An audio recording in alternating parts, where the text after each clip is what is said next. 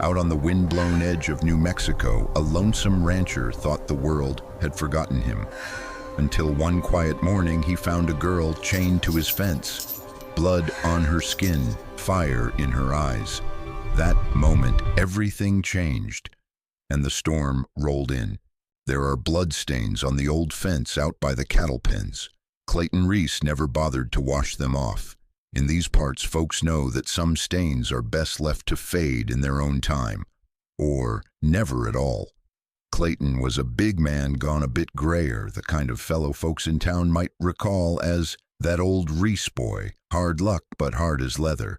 52 years on God's earth, 17 of them spent alone on the sweep of land folks called Red Mesa. If you ride east from the Pecos Stage Road at dawn, you'll see his roof shining dull in the new light, surrounded by a herd of longhorns, a battered windmill, and not a soul in sight for miles. Just dust, sky, and the steady drone of the wind. He didn't always live like a ghost. Long ago, when the house was new and laughter was something you could hear above the wind, there was a family here. Clayton, his wife Ada, their 2 boys, even an old hound named Pete. But one spring night, fire took the house, the wife, the boys. Folks talked, said it was outlaws, maybe a grudge, maybe an accident, but Clayton never corrected them. Truth is, there's some things a man just don't talk about, not even to himself. After that, he rebuilt the place smaller, dug a root cellar, ran the herds alone. He quit talking to people too, and before long, they quit coming around. Clayton's days were simple, chores at first light, coffee boiling thick in a tin cup, a ride out to check the fence lines or bring in a stray. He mended leather and patched roofs, fed the cattle, counted stars at night.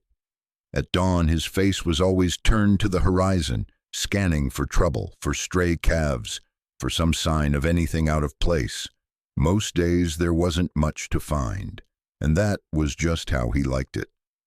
Solitude on the mesa wasn't peace, not really. It was more like being held in the palm of something vast and silent, waiting for an old wound to scab over. Sometimes in the cool blue hour before dawn, Clayton would sit on his porch, cradling his battered coffee mug, and watch the wind bend the yellow grass. The world felt empty, but also honest. If the land was hard, it was at least fair, unlike the hearts of men. There were scars on Clayton's hands and deeper ones along his arms and ribs, hidden beneath his worn cotton shirt. Some were from barbed wire, some from his own doing, some from the night that changed everything. Each one was a line in the story that no one else could read. And he liked it that way. Folks in Pecos Junction sometimes wondered what kept him out there, year after year, alone with the wind and his secrets. Some said it was guilt, others said pride. Maybe it was both or neither. All Clayton knew was that he'd come to a bargain with the land. He wouldn't ask anything of it except to be left alone, and in return, he'd mind his own business. But in the West, peace is never more than a day away from trouble. The land holds memories of blood, of sorrow, of old wrongs that never quite wash out. And on Red Mesa, even the silence had weight. One evening, as a dust storm gathered low on the horizon and the sky turned the color of split peaches, Clayton rode the fence line with his old gelding, Bandit. The smell of rain mixed with the iron tang of the earth, and for a moment, Clayton felt a kind of stillness that almost passed for contentment. That's when he noticed the stain on the far post, a dark, sticky crimson fresh against the sun-bleached wood. He pulled up, slid from the saddle, and squinted at the mark. The blood was too much for a rabbit, too little for a cow. He ran his thumb over it, then wiped his hand on his jeans, looking out across the empty grass. The wind shifted, carrying with it a faint sound. Was it a cry, or just the whistle of the prairie itself? Clayton listened, heart thumping, but all he heard was the steady beating of his own pulse. He looked out over Red Mesa, the place he'd sworn never to leave and never to let the world back into. And in that hush, He felt the old ache in his bones, the kind that comes not just from age, but from loss. Peace, he thought, is just the space between storms. And out here, storms had a way of finding you no matter how far you ran. Tomorrow would come, like it always did, on the back of the wind. Clayton took one last look at the blood on the fence, then turned for home, not knowing that the world he'd built from ashes was about to change forever. At sunrise, the mesa was a river of gold. Clayton Reese woke as he always did, with the first thump of the windmill, before the sun cracked the horizon. He pulled on his boots, poured what was left of yesterday's coffee into his battered mug, and stepped outside into the cold, wide quiet. The fence post with the blood on it still weighed heavy in his mind. Last night he'd convinced himself it was nothing, a coyote maybe, or some unlucky jackrabbit, but a man alone as long as Clayton learns to trust his worries. Out here you don't survive by ignoring a bad feeling. As he walked the fence line, boots sinking into the dewy grass, something caught his eye near the far field. For a second, Clayton thought it was just the trick of dawnlight, but then he saw her, a young woman, slumped against the old barbed wire, black hair tangled, her dress torn, her bare feet crusted with dust and blood. Chains bit into her wrists, the old rusted links almost blending with the iron-red soil. He froze, heart pounding. He hadn't seen another soul on his land in years, not since the night the world burned down. Lord above, he muttered, who would do this? She was small and thin, barely breathing, skin pale as morning milk, but her face had that fierce, stubborn set he recognized in himself when he looked in the cracked mirror. Even battered and half-conscious, there was a fire there.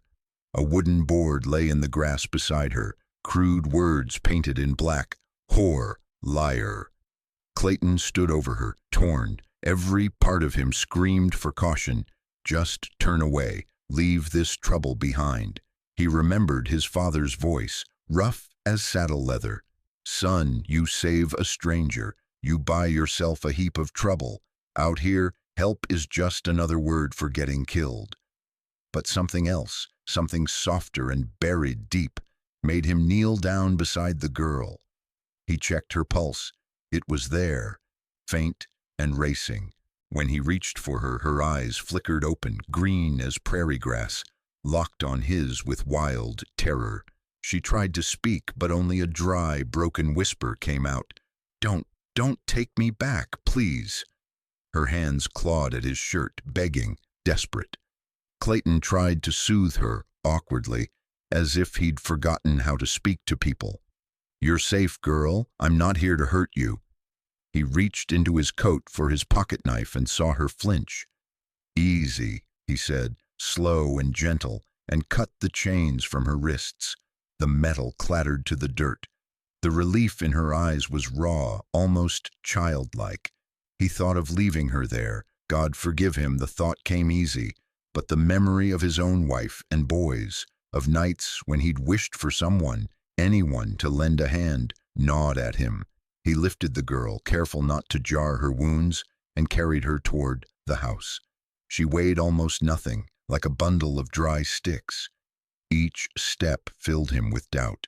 Was he doing the right thing, or just inviting doom to cross his threshold again? Inside, he laid her down in the root cellar, dark and cool beneath the kitchen. He fetched water and an old wool blanket, checked her wounds as best he could, hands shaking with nerves and age. The whole time she watched him, wary as a caged animal but too weak to run. He paused, looking down at her, this broken stranger dumped at his fence like a warning or a curse. The air was thick with unspoken questions. Clayton Reese, who'd sworn never again to let the world in, felt a knot in his chest tighten and break. Maybe, he thought, this was what mercy looked like after all these years. But as he climbed back into the light, he wondered if he'd just opened the door to something much darker than any night alone. In the first blue hush of morning, Clayton Reese sat at the kitchen table, boots muddy, a battered Bible open but unread at his elbow. The house was thick with the scent of old coffee and liniment, and beneath the floorboards he could hear the faintest sound, a stir, a cough, a life not his own. He'd barely slept. Every time he drifted off, nightmares of fire and loss snapped him awake, the memory of the strange girl chained to his fence burning in his mind. He set his coffee down, took a deep breath, and opened the trapdoor. The cellar was chilly and dim. Emery Quinn, he'd heard her mumble her name, hoarse and half dreaming, was curled on the cot, a ragged blanket pulled to her chin. Even in sleep, she looked ready to bolt. When the light hit her face, Emery's eyes snapped open, wild and sharp. She shrank away, knuckles white in the blanket. For a moment Clayton saw not a woman, but a cornered animal. "It's just me," he said, voice low, gentle as he could manage. "You're safe here." He held out his hands, palms up. "No badge, no rope." Her eyes flicked over him, searching for any sign of a lie. Finally, she nodded, a thin, fragile trust. He knelt beside her, showing the water canteen and a plate of cold beans. "It ain't much, but it's clean. I figured you might be hungry." She took the canteen, sipped slowly, then coughed as the water hit her throat. Her voice was like gravel and ashes. Don't turn me in, please. You don't know what they'll do." Clayton sat on the cellar steps, careful to keep his distance. "I don't know much, that's true. Only that you're half dead and scared out of your skin. But I ain't about to hand a wounded soul back to whoever did this to you." She watched him, wary. "You don't understand. If you tell the law, they'll find me. Or worse." He frowned, a heaviness settling on his shoulders. "Folks who chain a girl up like a dog don't sound like any lawman I ever met." She looked away, green eyes full of secrets and old pain. "You ever see something you wish you hadn't?" Her fingers twisted in the blanket. "I saw them. The men who did it saw too much. That's why they want me gone." Clayton thought of his own ghosts, the fire, the screams, the world that never fit right after. He nodded slow. "I reckon I have." Emery shivered, not from cold, but memory. "Please, if you let them know I'm here, they'll kill me. Not just me. Anybody who tries to help." He heard the desperation in her voice, felt it twist through him like barbed wire. "Who's after you?" he asked, quiet. "You got a name for 'em?" She hesitated, then shook her head, lips pressed tight. "I can't, not yet. It's safer if you don't know." Silence filled the cellar, heavy and close. The only sound was the wind scraping at the door above them. Finally, Emery spoke again, voice barely more than a breath. "Thank you for not leaving me out there." Clayton stood, bones aching, and pulled the blanket up over her shoulders. "Rest while you can. This ain't over yet." Back in the kitchen, Clayton stared at his own reflection in the window, feeling older than the land itself. He had broken his vow to stay out of other people's trouble, and somewhere deep down he knew there was no turning back. Word gets around in places like Red Mesa, even when there's no one to speak it. By noon, the wind had changed, colder, sharper, bringing with it the distant scent of smoke and a hush that made Clayton uneasy. He saddled Bandit, rode to the edge of his land, and watched the horizon. Somewhere far off, a church bell tolled, thin and mournful. Pecos was 15 miles north, but out here, trouble could travel faster than sound. Back at the ranch, Emery Quinn lay restless in the cellar, haunted by nightmares Clayton could only guess at. When he brought her a bowl of broth, she startled so hard she nearly dropped it. "You ever been to Pecos?" Clayton asked, voice gentle as a dusk wind. She tensed, eyes wide. "Why?" "There's talk in town. Henderson family, mining folks, decent people, slaughtered in their beds last week. Sheriff's got no leads. They say a preacher was seen nearby, black coat, cold eyes. Folks call him a ghost." The bowl trembled in Emery's hands. She stared at the cracked cellar wall, breath shaky. "I know who did it. I was there. Wrong place, wrong time. I shouldn't have seen, but I did. Clayton's jaw tightened. You saw the killers? She nodded, silent tears tracing the grime on her cheeks. Lucas Raleigh. That's his name. He used to preach in Pecos. Maybe he still does when it suits him. Now he kills for men who pay enough. Lucas Raleigh. The name hung in the air like smoke. Clayton remembered the stories. A smooth talker, sharp with a pistol. A man who could recite scripture in the morning and spill blood by sunset. Folks called him the Black Reverend, and children whispered his name to scare each other into minding. Why'd he do it? Clayton pressed. Emery's voice was small. The Hendersons found something. Silver, I think, or maybe a claim no one else was supposed to know about. Lucas and his men killed them all. Left me for dead. I ran. They're hunting me because I'm the only one left who knows the truth. Clayton studied her, searching for any flicker of a lie, but her eyes, storm-tossed and clear, held only fear and a raw, stubborn will to survive. A knock on the door jolted them both. Clayton pressed a finger to his lips, grabbed his rifle, and moved to the window. Outside, in the glare of midday, stood a figure in a battered hat and a doctor's satchel. "Doc Mackey," Clayton called, lowering the rifle just enough. "You lost?" Dr. Harlan Mackey, grizzled, quick-eyed, and older than the hills, smiled, lines creasing his tanned face. "Just checking on an old fool who never comes to town. Thought maybe you'd taken sick." Clayton grunted, letting the doc inside, but kept his eyes sharp. "No fever here, Harlan, unless you count bad luck." Doc Mackey glanced around, sharp as a buzzard. "You got company, Clayton, or just talking to ghosts?" Clayton lied easy, but Doc Mackey saw right through him. "Winds changed," the old doctor said, voice dropping low. "Rumors coming out of Pecos, bad ones. If you're in the way, you best be careful." Clayton didn't answer. He fetched coffee, watched Doc Mackey look over his supplies, but his mind was spinning. Emery hiding below. Lucas Raleigh riding somewhere out there, following a trail of blood and silver. As dusk settled in, Clayton brought Doc Mackey to the porch, the two men silent, watching the sky bleed purple and red. In the hush, Clayton felt the weight of secrets heavier than the old iron key in his pocket. "I don't want any trouble," Clayton said at last.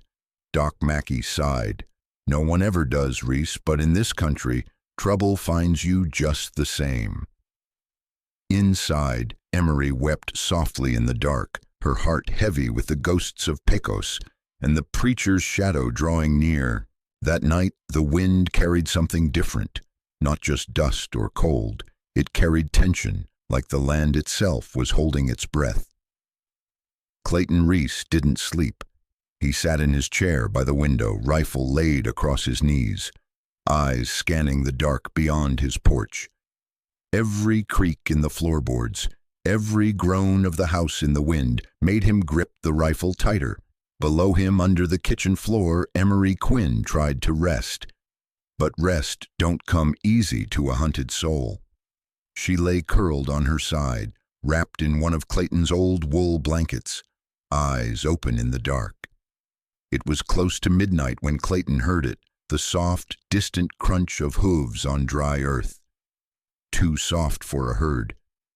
Too careful. He moved like a man trained for danger, silent and steady, slipped onto the porch without so much as a creak. Moonlight poured over the mesa, silvering the dirt. In the distance, shapes moved. 3 riders, maybe 4, slow and spread out like wolves testing the fence.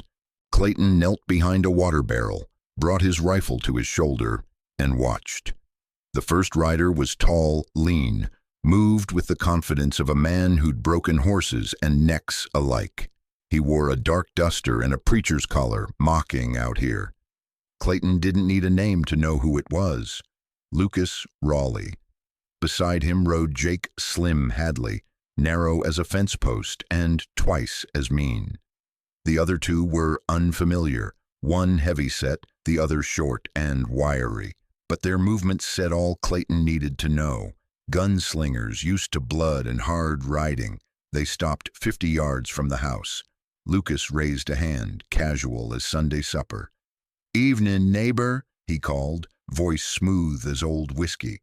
"Hope we're not disturbing your peace." Clayton didn't move. "That depends on your business."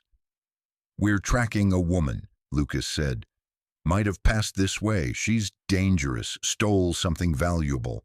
Ran off with a man's wife, too, maybe more." Clayton's jaw tightened. "Ain't seen a soul round here in weeks." A pause.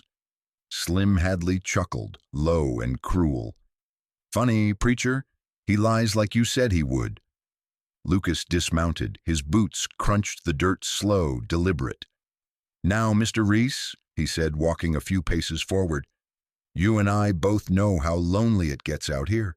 Sometimes a man starts talking to shadows, starts forgetting what's real." Clayton stood from behind the barrel, rifle still loose in his hands. "I ain't forgot a damn thing." The two locked eyes. There was a flicker of recognition.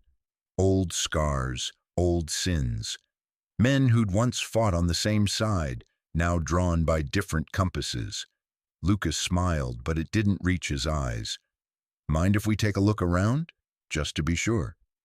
"It's private land," Clayton said, voice calm. "You step on my porch without invitation, we'll have a different conversation." Lucas raised both hands like a man in church. "We're all friends here. No need for blood." Clayton didn't blink. "That's up to you." Slim rode a slow circle near the barn, his eyes sharp, searching. The short one dismounted and walked toward the corral, too curious for a man just passing through. Inside the cellar, Emery gripped the pistol Clayton had given her, hands shaking. She heard every word through the floorboards, every threat, every lie. Back on the porch, the preacher spoke softer now. "You got a reputation, Reese, war hero, bounty man. Then one day you vanish. What's a man like you hiding from?" "I'm not hiding," Clayton said. "I'm healing. You should try it sometime." Lucas's smile dropped. His voice went cold. "You're making a choice right now, Reese, and choices have a cost." A sound broke the tension, hoofbeats in the distance. Another rider approaching fast, dust trailing behind like smoke.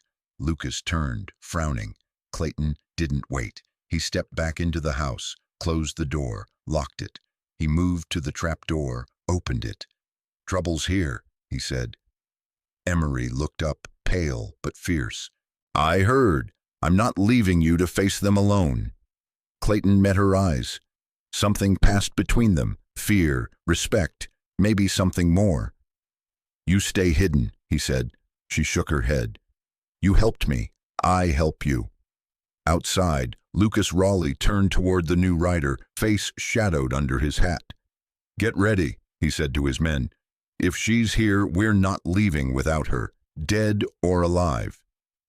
The cellar was dark, cool, and too damn small for two people, with secrets as heavy as theirs.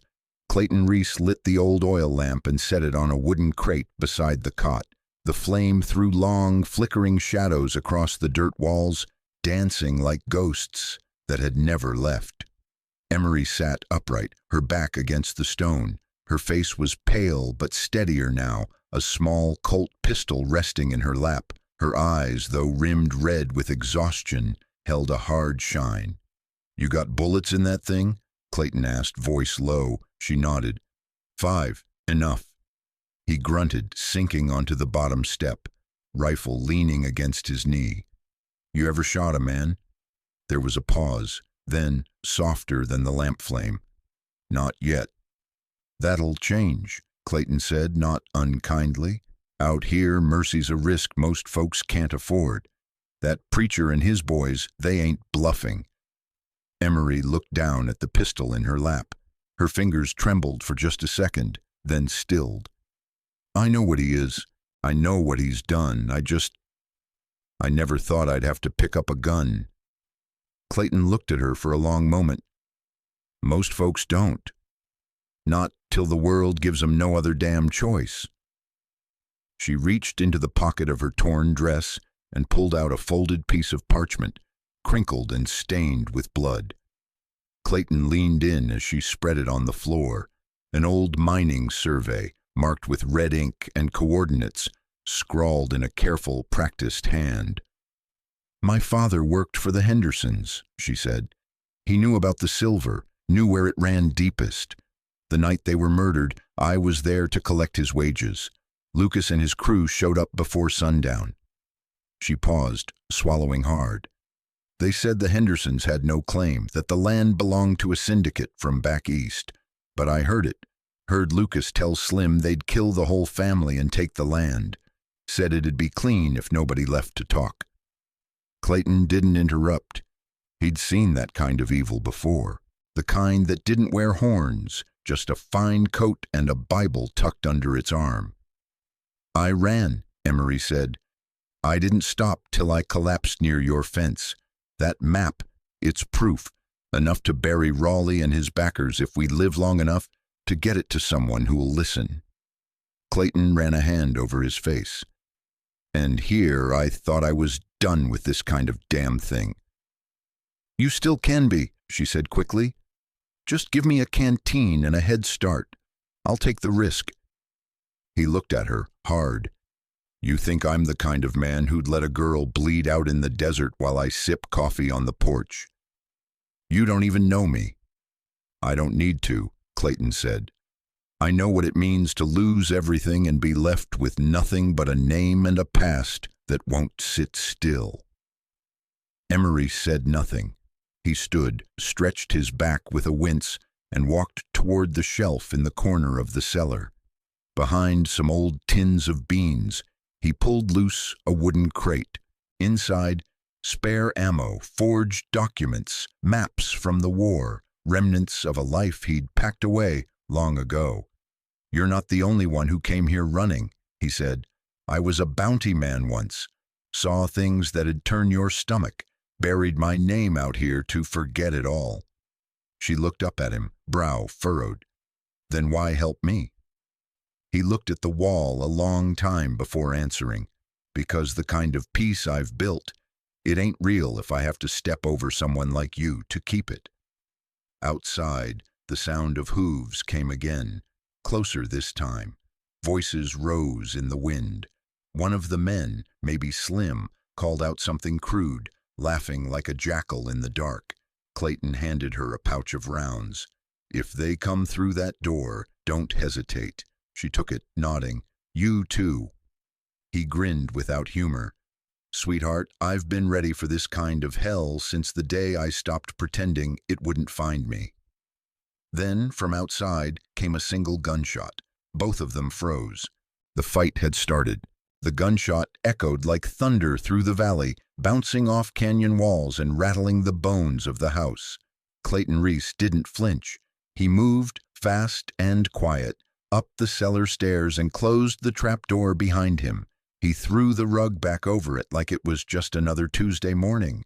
Out the window, a riderless horse galloped off toward the tree line, saddle empty, reins flapping wild.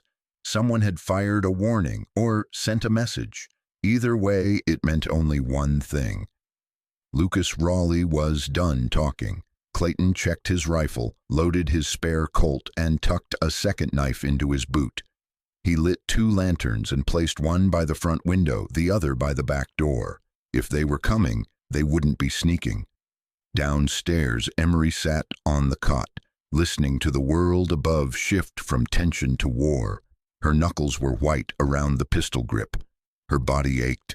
Her breath came shallow. But her eyes burned steady now. She was past fear. What she felt now was a hard, cold knowing. Either she'd survive this night, or she wouldn't. But she wouldn't go down easy. Clayton stepped out onto the porch just as Lucas and his boys came back into view. There were 4 of them now. Lucas out front, Slim to his right, the big one, Doyle, on the left, and the wiry one named Toby pulling up the rear.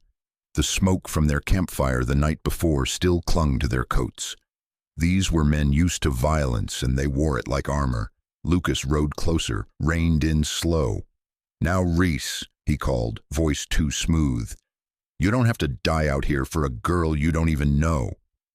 Clayton didn't answer. His rifle was already braced on the porch rail. "You give her to us," Lucas went on. "We ride away. You keep your quiet life, your cows, your coffee. You don't, well, I don't reckon you got enough bullets for what comes next." Clayton's voice was calm.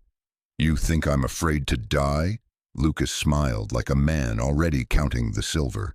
"No, I think you're tired, and tired men make poor decisions."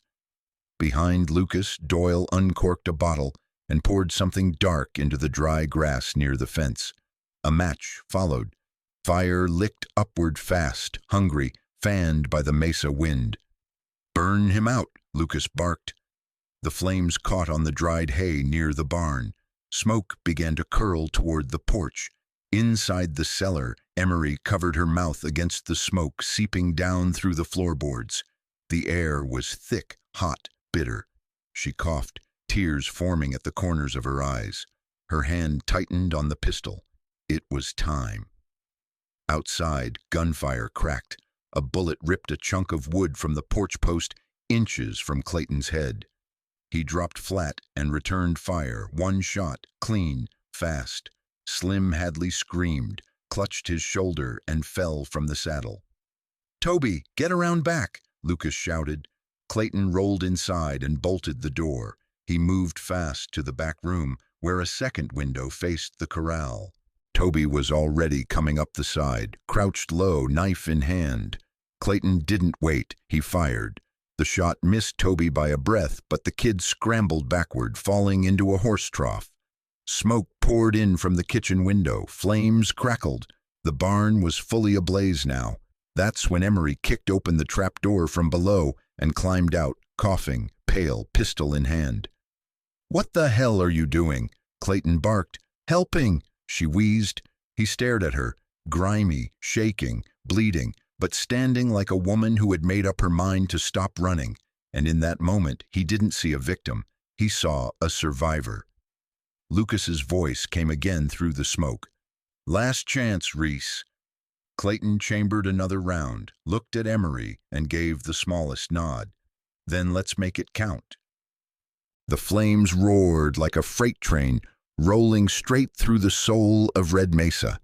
The barn was gone, just a skeleton of charred beams and firelight clawing at the sky. The smoke coiled low over the land, thick enough to choke a man and blind a horse. Through it all, Clayton Reese could hear the hoofbeats circling, the creak of saddles, the angry shouts of men who'd expected an easy kill. He was crouched inside the house, sweat running down his back, his boots planted wide on the floorboards that still shivered from the heat outside. Next to him, Emery stood at the kitchen doorway, pistol in both hands, breath coming in sharp gasps. "You stay low," he said, voice steady despite the chaos. "Don't shoot unless they're coming through that door." "I can handle it," she snapped, her voice rough from smoke and fear. "You're not the only one with something to lose." Clayton looked at her, truly looked, and saw more than bruises and soot. He saw grit, fire, the kind that burns slow but doesn't die. Then a window shattered. Clayton spun, fired once. Toby screamed outside, clutching his leg. He scrambled backward into the dirt, cursing loud enough to rattle the shutters. "Two down," Clayton muttered, "but Lucas is still out there." The house shook as Doyle hit the back door with his full weight. It held, barely. Clayton turned to Emery. "Get to the cellar." "I'm not hiding." He didn't argue. There wasn't time. Another blow. The hinges groaned. A third, and the door flew open. Doyle stormed in, broad and fast, shotgun raised. Clayton ducked right, pulling the trigger mid-roll. The blast caught Doyle square in the gut. The big man collapsed with a grunt, crashing through the table, dishes and wood flying in every direction. The noise stopped everything. Even the wind seemed to hold its breath. Clayton stared down at the body. 1 second, 2. Then another sound, a scream, not from outside, from below. Sheriff Earl Dawes, battered, bloody, one arm slung in cloth. had arrived minutes earlier on a borrowed mule from town. He'd made his way around the back, quiet and slow, just in time to find Toby crawling away, bleeding and scared. Earl had drawn his old revolver and said, "Don't move." Toby did anyway, and Earl had fired a warning shot into the ground. That was all it took. Inside the house, Clayton and Emery turned at the same moment. Through the smoke-clouded front window, they saw him, Lucas Raleigh, walking through fire like a ghost risen from hell, black duster flapping, pistol in one hand, the other dragging something, a bottle of lamp oil. He stopped at the porch, lifted his head. "Reese," he called, "you still got that girl in there?"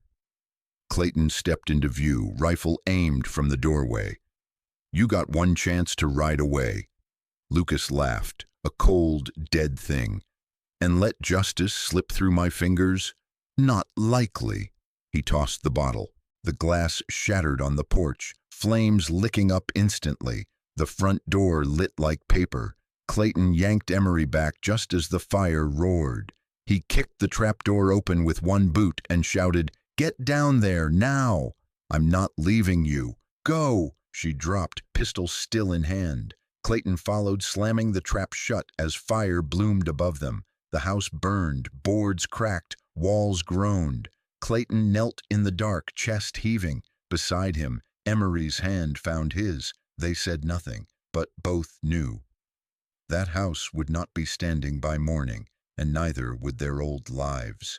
The floor above them groaned like a dying animal. Flames licked through the floorboards, dropping embers into the cellar where Clayton Reese and Emery Quinn crouched. Smoke thick, air thin, heat pressing down like a devil's hand. Every breath was a gamble. "We can't stay down here," Emery coughed, wiping soot from her brow. "We'll cook alive." Clayton didn't argue. He was already prying loose the hidden panel behind the storage shelf, a rough-cut tunnel, dark and narrow, dug decades earlier by his father during the war. The old man had trusted no one, not even neighbors. "In case they ever come for us," he used to say. Well, they'd come. "Take the lantern," Clayton said, his voice raspy. "Stay low, keep moving. I'll carry Earl." The sheriff was half-conscious, laid out beside a crate of canned peaches. His shirt was soaked in blood, his face ghost-pale, but he still managed a weak smile when Clayton lifted him. "You're a damn fool, Reese," Earl whispered. "Should have let me bleed out last year like I asked." Clayton grunted. "Not my style." They crawled into the tunnel, Emery leading the way with the flickering lantern. The walls were tight, dirt pressing in on all sides. The air was damp and cold, the silence only broken by the crackling roar behind them as the house above collapsed. Emery paused only once to look back. Through the smoke, she saw the flicker of orange glow pouring down from the cellar. Her jaw clenched and her eyes shined wet. "That house saved me," she said softly, "and it never asked for anything in return." Clayton didn't answer. He couldn't. His arms burned from carrying Earl. His chest felt tight from smoke, and every memory he'd buried in that house, every laugh, every scream, was going up in flames behind him. When they emerged on the other side, out near the tree line behind the last fence post, the world felt impossibly wide. Cool wind rushed in, the night sky stretched above them, stars sharp and cruel. In the distance, the barn still glowed like a dying star, and the house was a pile of embers. Clayton laid Earl down on the ground. The sheriff groaned, but he was breathing. That was something. "Where's Raleigh?" Emery asked, her pistol shaking in her hand. Clayton scanned the ridge with tired eyes. "If he ain't dead, he's damn sure pissed." Just then, a shot rang out, close. Clayton shoved Emery down behind a log, just as a bullet thudded into a tree above them. Lucas Raleigh's voice came through the dark, sharp and mean. "Thought you'd crawl off and live, Reese. Thought a tunnel could save you." Another shot cracked. Clayton returned fire, but missed. "You ain't gonna make it to sunrise," Lucas shouted, but this time There was no swagger in his voice, no scripture, just fury and fear. He was losing control. Clayton turned to Emery, who was pale, lips trembling but eyes clear. "You run north," he said. "There's a creek half a mile out. Follow it. I'll draw him away." "No." "Emery, I'm done running." She rose from behind the log, took aim, and fired. The shot clipped a rock near Lucas's hiding spot. He ducked, shouted a curse. Then came silence. "Reese!" Lucas barked. "Next bullet won't miss." Clayton tightened his grip on the rifle. "Then fire, damn you." But there was no reply, just the crackle of burning wood, and somewhere in the dark, the sound of hoofbeats. Fading. "He's pulling back," Emery whispered. "He's scared." "No," Clayton said. "He's planning." They sat in the dark, listening, waiting, and for the first time since she stumbled into his life, Clayton knew the fight wasn't just hers anymore. It was his too. Dawn bled slow across Red Mesa. The sky wore a bruise-colored hush, gold melting into violet, shadows curling under cottonwoods. Smoke from the ruined house still hung in the air like a ghost unwilling to leave.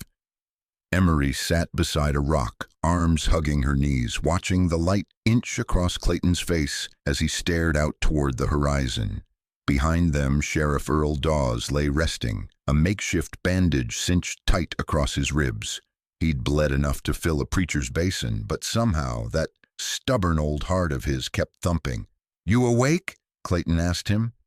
Earl coughed. "You're damn right I am, too ornery to die." Clayton smirked. "That's what I figured." Emery stood. Her eyes were red, not from smoke, but from something older. She held a folded piece of parchment, edges burnt. It had survived the fire in her coat pocket, the old map from the Henderson home, not just a trail to silver, but to the truth. "There's names on the back," she said quietly. "Names I recognized." Clayton stepped closer. Sheriff of Pecos, Judge Harland, Pastor Jeb from the east side, all of them met with Lucas Raleigh over and over, months before the massacre. Earl let out a long breath. God almighty, they were in on it. "They wanted the land, the mine," Emery added. "Lucas was just the hired gun." Clayton looked down at the map. His jaw tightened. All those men walking around clean, wearing Sunday smiles, while your family rotted in the ground. Emery nodded. "And I've been hiding, scared, ashamed, like it was me who did something wrong." She turned the map over.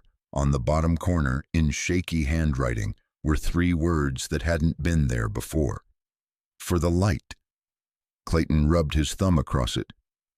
"Your father wrote that?" Emery swallowed. "He used to say, 'Everything dark tries to bury the truth, but the truth don't stay buried forever. Not if we dig for the light.'" Silence settled between them.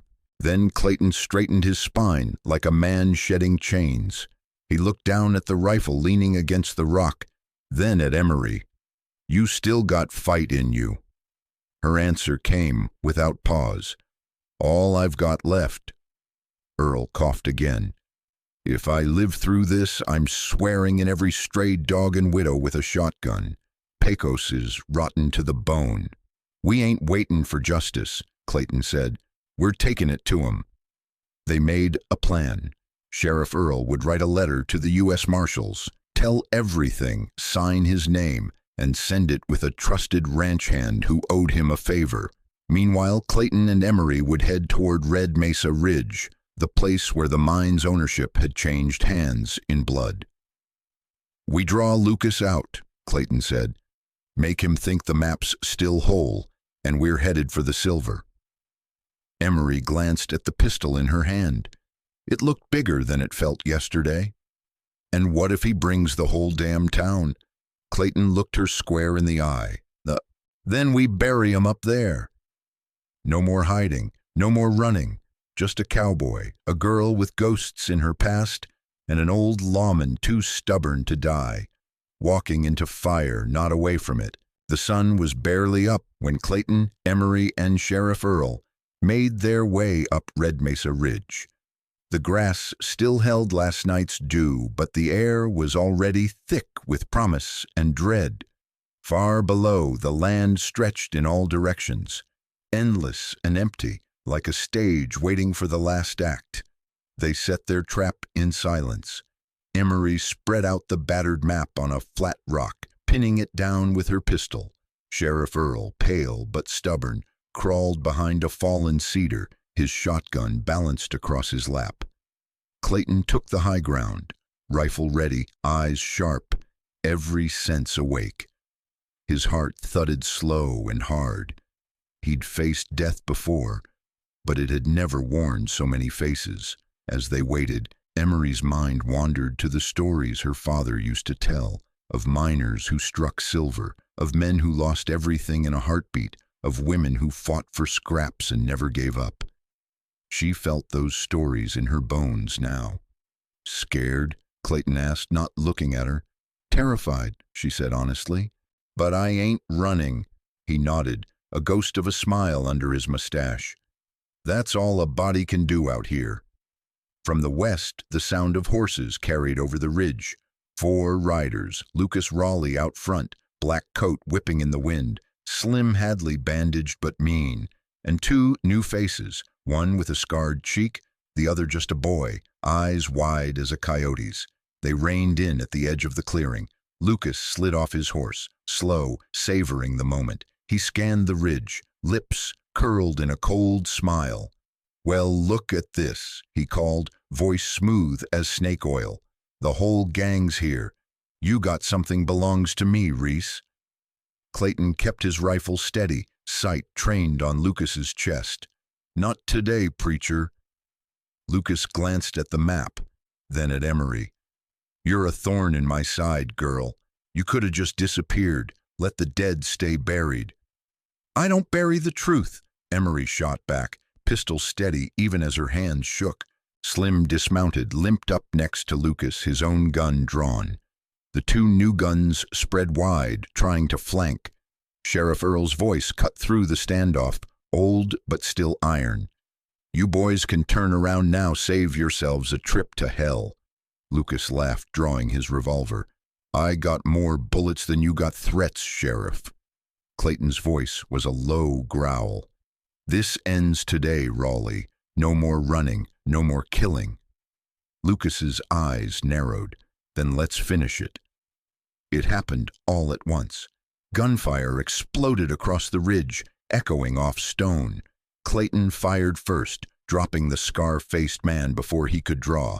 Emery shot at the boy, her bullet winging his arm. He shrieked and fell behind a boulder. Slim and Lucas opened up, bullets shredding sagebrush, splintering wood.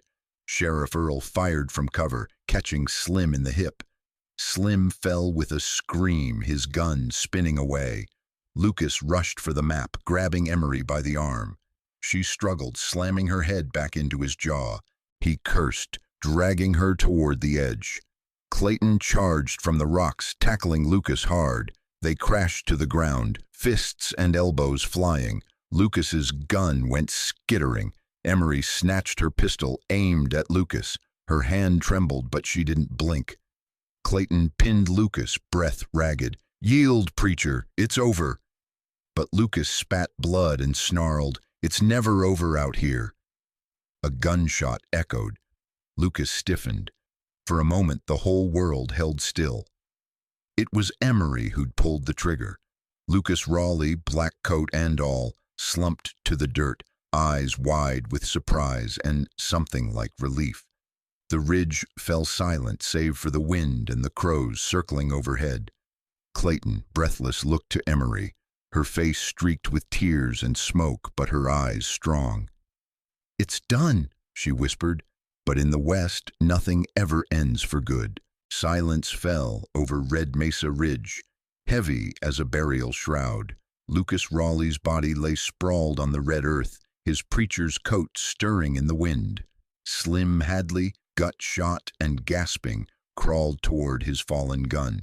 The other 2, one dead, the other just a wounded boy, were silent now, the gun smoke drifting away into memory.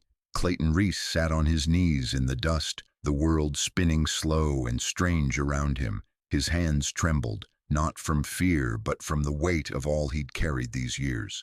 Blood on his shirt, blood on the rocks, the kind of red that never quite washes out.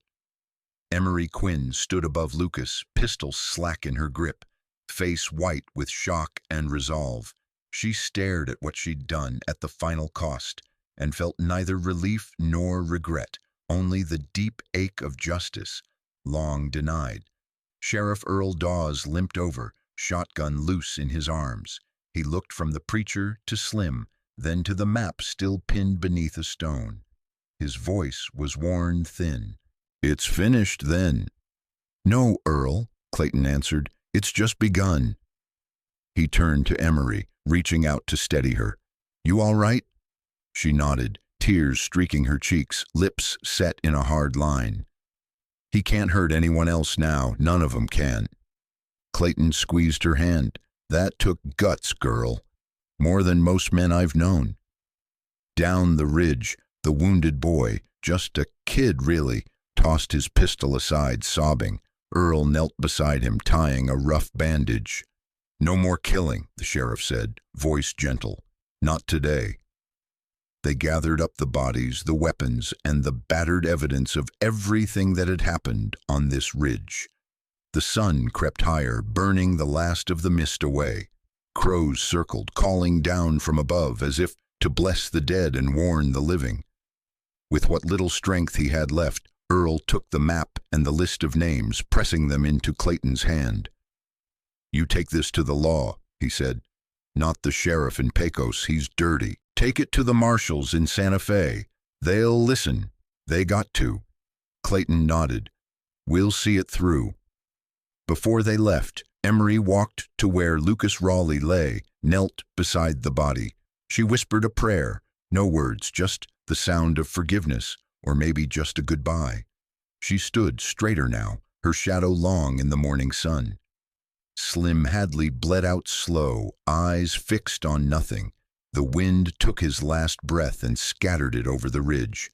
The survivors turned their backs on the dead, walking down toward the waiting world. Every step felt heavy, but the burden was shared now, no longer borne alone. As they made their way down, Emery looked back only once. The ridge stood silent, blood soaking into the red earth. The past at last laid bare for all to see. Justice, Clayton thought, is never clean. But sometimes it's enough to begin again. The sun rose slow that morning, dragging a soft gold light across the blood-soaked ridge. Red Mesa, once a place haunted by silence and regret, now shimmered with the quiet dignity of things hard-earned. Word spread faster than wildfire. By mid-morning, townsfolk from Pecos had ridden up the long hill, men in dust-worn coats, women with tired eyes, children too young to understand the weight of what they saw. They stood in stillness, hats in hands, staring at the broken remnants of Lucas Raleigh's gang and the old bones of betrayal finally dug up from the dirt. No one said much, but some cried, softly, ashamed almost, as they passed by the place where it all ended. Sheriff Earl Dawes, arm in a sling, stood tall in the middle of it. "This here," he said, his voice rough as split wood, "ain't just the end of a feud. It's the start of us being honest again." Beside him stood Emery Quinn, no longer the girl found chained to a fence. Now she was upright, composed, dressed in black save for the silver pin of her mother's brooch. The townspeople parted for her like she was royalty or a ghost. She held the deed to her family's land in one hand, and a stack of signed affidavits in the other, enough to bury every man who'd sold out to Lucas and his kind. "I ain't here to gloat," she said, voice calm but firm. "I'm here to rebuild. My family died for this land, and I aim to honor 'em." That day she became something no court could grant, the strongest voice in Pecos. Clayton Reese stood a little ways back, one shoulder bandaged, a limp in his step. He didn't say much, just watched as Emery shook hands with the town's good folk, took back what was hers, and gave her word that no child would ever be chained up again on her land. Later that afternoon, while the sun baked the mesa and most folks had gone home, Clayton sat on the porch of the half-burned bunkhouse. A mug of hot coffee trembled in his hand. Emery joined him. "You ever think it'd end like this?" she asked. Clayton shook his head. "I never thought it'd end at all." They sat there for a long time, wind blowing over the grass. A few kids from the town, barefoot and wild-eyed, ran laughing down the hill, chasing a dog that barked like it had never known fear. "I don't think I belong in town," Clayton said quietly. Emery smiled. "Good. Red Mesa's not a town. It's something else." The porch creaked as he leaned back, eyes scanning the horizon. The air smelled cleaner than it had in 17 years. Maybe it was just rain in the distance, or maybe it was peace. Inside the old ranch house, someone lit a fire. Outside, under the wide New Mexico sky, the ghosts of the past finally lay still. A year had passed. The red dust still danced across the mesa each morning, same as it always had, but something in the wind had changed. It no longer whispered of ghosts. The ranch house stood rebuilt, not bigger, just stronger. Wooden beams from old barns, stone pulled from the hill. No hired hands, no overseers, just honest work between two souls who knew what it meant to survive together. Emery ran the operations now. She wasn't just keeping cattle, she was teaching the next generation. Orphans from Pecos, children left behind by men like Lucas, now had a place to sleep, a horse to brush, and a name to answer to. She made sure of that. Some called her Miss Quinn. Most just called her Emery. But around Red Mesa, her name carried weight, not from fear, but respect. Clayton Reese still rose before the sun. Same old boots, same beat-up hat, same black coffee in a chipped tin mug. But the shadows in his eyes had faded some. He still walked with a limp, still didn't say much, but he laughed now, softly, at dogs chasing flies, at kids trying to rope fence posts, at Emery giving him hell about his crooked fence line. He'd found something he thought was long dead, a reason to stay. One morning, as the sky burned pale blue and the wind smelled of sage, Clayton stood on the front porch, coffee in hand. He watched Emery help a young boy saddle his pony, hands steady, voice kind. He smiled, just a little. Behind him, the door creaked open. Sheriff Earl Dawes, retired now, stepped out with a plate of biscuits. "You ever think," he said, chewing, "we'd make it this far?"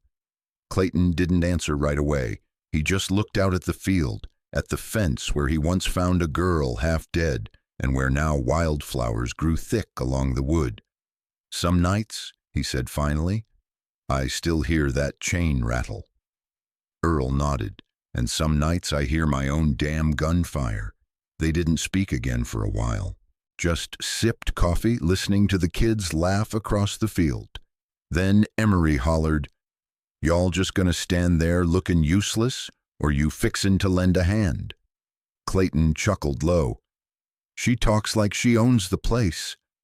"She does," Earl muttered, biting into another biscuit. Clayton turned to go, then stopped and glanced back at the land, the house, the sky. Red Mesa had been soaked in pain, in blood, in silence. But now, it held something else. Hope, and not the loud kind. The quiet kind. The kind that grew slow and steady, root by root, morning by morning. He stepped off the porch, boots crunching gravel, and joined the life he'd once run from. Because sometimes the place you feared most ends up being the only home you ever needed. And so, the wind keeps blowing over Red Mesa, carrying with it stories of pain, of survival, and of second chances. Folks around these parts still speak of the girl with eyes like storms, and the old rancher who chose to stand for something again. Maybe we all carry a little Clayton in us. Tired bones, quiet hearts, and just enough fight left to make one last stand. If this story stirred something in you, a memory, a loss, a hope, I'd be honored to hear it. Drop a word down below. Even just a one will let me know you were here, listening under the same sky. Till next time, keep your fire warm, your horses fed, and your heart open.